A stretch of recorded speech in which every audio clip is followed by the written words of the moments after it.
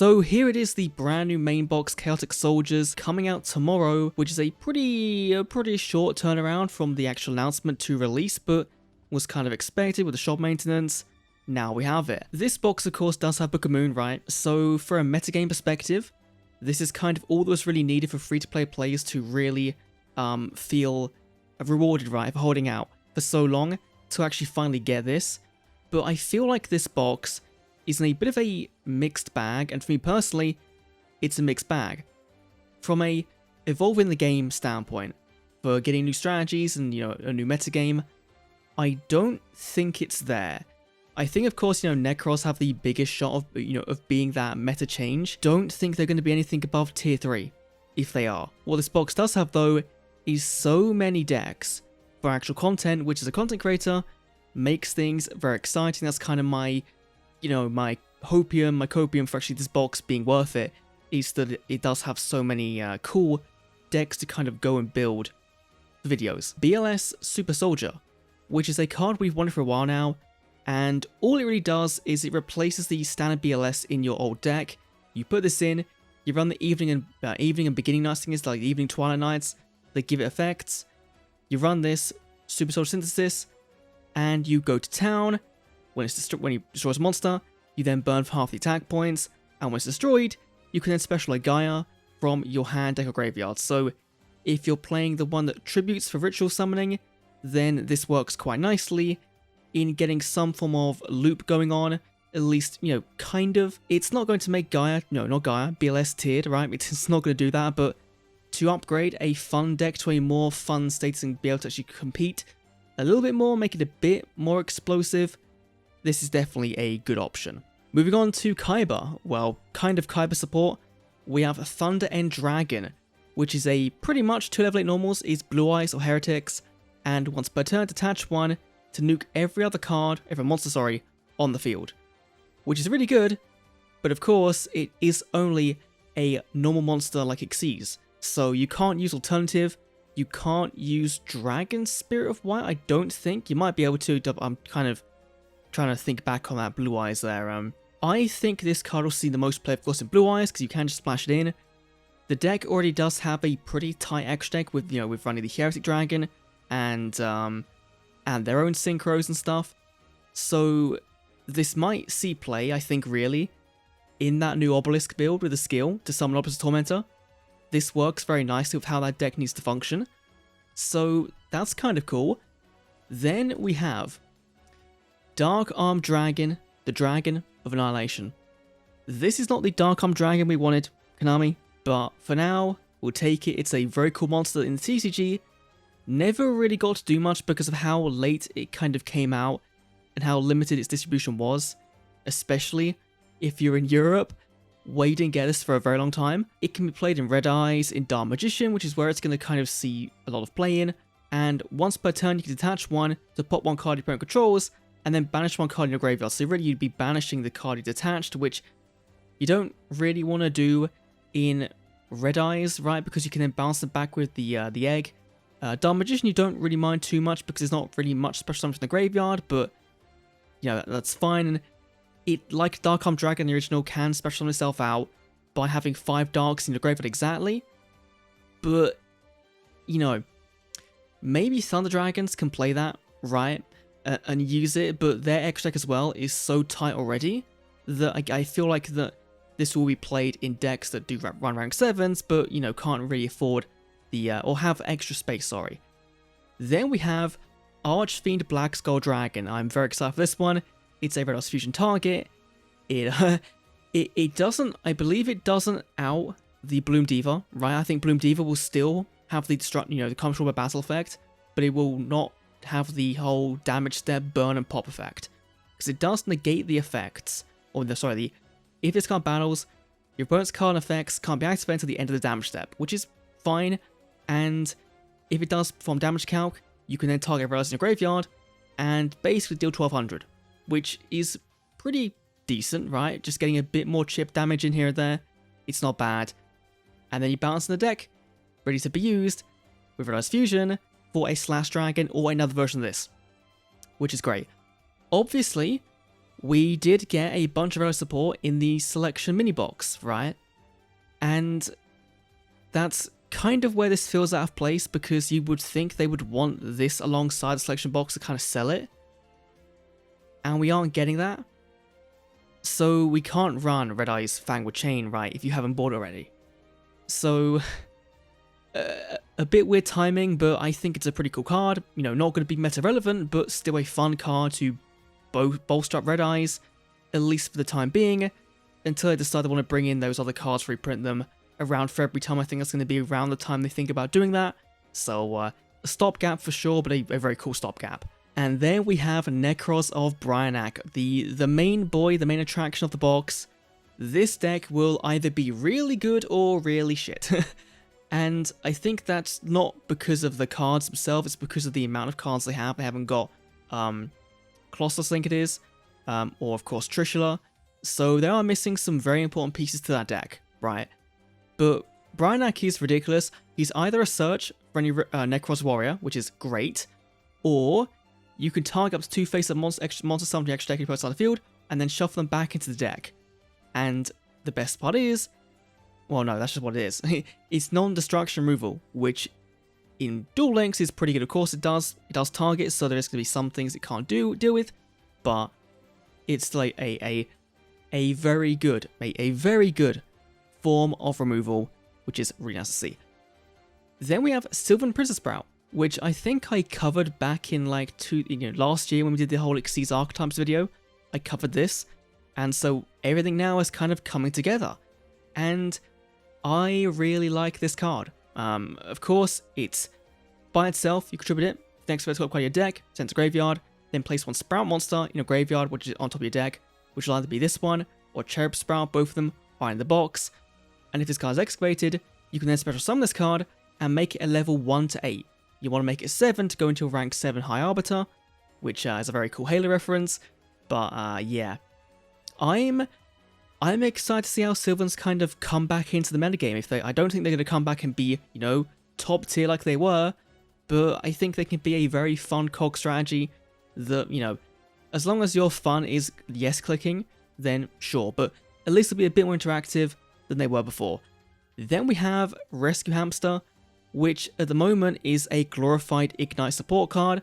I don't really like it. I think that obviously Rescue Rabbit is way better. Just the fact you have to have pendulums with the same name and summon them or search them back to your hand, really to me feels like you're missing the point of Pendulum in you having separate scales with different numbers, right? If they've got the same name, you're adding the same card back.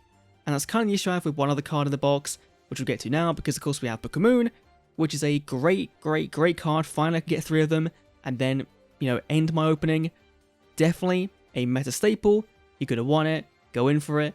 And then we have Pendulum Paradox, which on the surface is a very cool card. Adding 2 face-up pen monsters from your extra deck back to your hand is good in Duel Links, because in Duel Links you have the whole 1 summon from your extra deck rule. So it means you can then just bring them out, your answer hand, then bring them back out. But it's good right now for Ignites, but they need the same scale, which means right now it is only good in Ignites. And I guess you could use it in Odd Eyes, right? Because in Magicians, right? Because you do run a lot of 1 scales and 8 scales. You are running those, those numbers. So you can get there. But Pendulum right now, I think, need more support for actually starting their plays, rather than something that only really works in the mid to late game. That's just kind of my 2 cents. Moving on to super rares, we of course have the Bhujinyurko Amaterasu, which we've had in the selection box, finally reprinted, nice to see, as well as Princess Sprite, which gave us a good indication of getting more Sylvan support cards. So there we are. We're getting the XYZ, we're getting the Sage Akoya, we're getting the tree, the Mount Sylvania field spell. We're getting that, and then we have Tatsunoko, which is the baby form of Coral Dragon, a very good card in Duel Links. And this card was very good in TCG. It's a level 3 tuner synchro, and you can make this very easily, right? With Lefty Rally Driver, with Deep Sea Diva, and a level 1 Sea Serpent, right? You can do that, and if this card is synchro summoned and you use it as a synchro material, you can use one other card in your hand for the synchro summon. So, in an ideal world, you will have a 1-card combo to go into this, and then with a level 5 in hand, you can make a level 8 synchro. Which could be kind of fun, right? To see where things go. It's unaffected by the monster effects, which is really good. So there's no risk of some interruption there, apart from in the back row. But still, a card that probably should have come to Duel Links a little bit sooner. But I think we're going to have to wait and see to see how broken this card can be. Because I'm sure there'll be some really degenerate strategies in the future with this boy. Then we have the Time Wizard of Tomorrow, which is a very fun burn card. You toss a coin, call it, destroy as many monsters as possible, including itself, and then either you inflict damage, core damage, the total attack points either to yourself or to your opponent, depending on the coin toss. It's a high risk, high reward card. If you combine it with the, I'll skip to it right now, the super rare 100 Dragon, you can actually make it so that the Time Wizard is destroyed, which is pretty cool. But beyond that, this card doesn't serve much purpose, maybe being a Neos Fusion target to give it some protection, even a Neos Fusion does protect as well, but, sure. Then we're getting Gishki Zilgigas, which, Gishkis haven't done much in Duel Links, and this boss monster is not going to do much to the archetype, but is a very cool boss monster. They're still going to lose because they aren't a good archetype themselves, but the boss is very cool. Once per turn, pay a K, draw 1 card if you reveal it. If it's a Gishki, bounce 1 monster from the field of 1 card, from the field into the deck. Either yours or your opponent's. Bouncing a back row, a big problem monster you have. It doesn't target, which is great. The problem is it's Gishki. So, yeah.